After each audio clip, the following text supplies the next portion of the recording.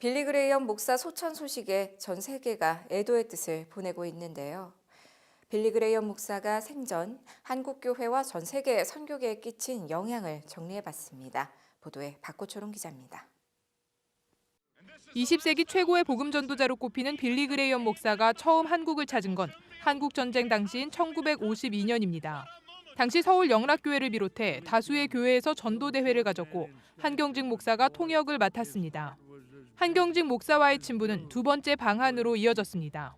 1973년 방한한 빌리 그레이엄 목사는 한국 기독교 역사에 큰 획을 그은 여의도 빌리 그레이엄 전도대회를 개최합니다. 당시 통역을 부탁받았던 한경직 목사를 대신해 김정한 목사가 통역을 맡았습니다. 그때 통역을 회상하면서 느낀 게 성령께서 강하게 역사하셨구나. 두 사람의 목소리가 한 사람 목소리처럼 나왔기 때문에 미국 텔레비에 방영이 될 때에도 미국 사람들이 호기심을 갖고 그 통역 설교를 듣더라고요. 그래서 하나님의 성령의 역사다.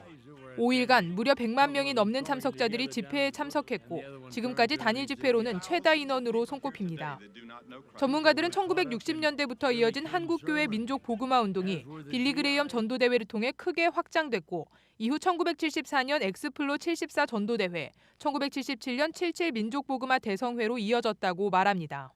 교회는 1960년대부터 한경직 목사님을 중심으로 민족 복음화 운동을 하고 있었고 그것이 1970년대에 들어서면서부터 빌리 그레이엄 목사님 초청해서 대규모 부흥 집회를 해서 하나의 큰 결정을 이루게 되었습니다. 이것이 70년대에 한국 교회를 부흥시키는 큰 하나의 그 기폭제가 됐다고 설명할 수가 있습니다. 빌리 그레이엄 목사를 주축으로 시작된 로잔 대회는 당시 복음주의 진영뿐만 아니라 세계 선교계의 새로운 전환기를 가져왔습니다. 특히 1961년 WCC 뉴델리 대회에서 세계 선교협의회가 에큐메니컬 진영에 흡수되면서 해외 선교사의 불필요성이 언급될 정도로 선교계가 위기를 맞이할 때 로잔 대회는 이에 대한 대응으로 부상했습니다. 당시 로잔 대회에서는 복음주의자들의 사회적 책임이 포함된 로잔 언약이 발표됐고 미전도 종족, 총체적 선교의 시초가 됐습니다. 1973년도 에큐메니컬 진영에서 열린 방콕 대회 이후에 위기를 감지한 복음주의자들이 세계 선교에 적극적으로 참여하게 되는 계기가 바로 1974년도 제1차 로잔 대회였다고 볼 수가 있고 복음주의 진영 내에 세계 선교 운동이 새로운 어떤 활력을 찾게 되었다. 빌리 그레이엄 목사의 소천 소식으로 전 세계가 애도의 뜻을 전하는 가운데 이번 장례식에서 조사를 낭독하는 김장환 목사는 그를 누구보다 하나님을 사랑한 사람이라고 기억합니다.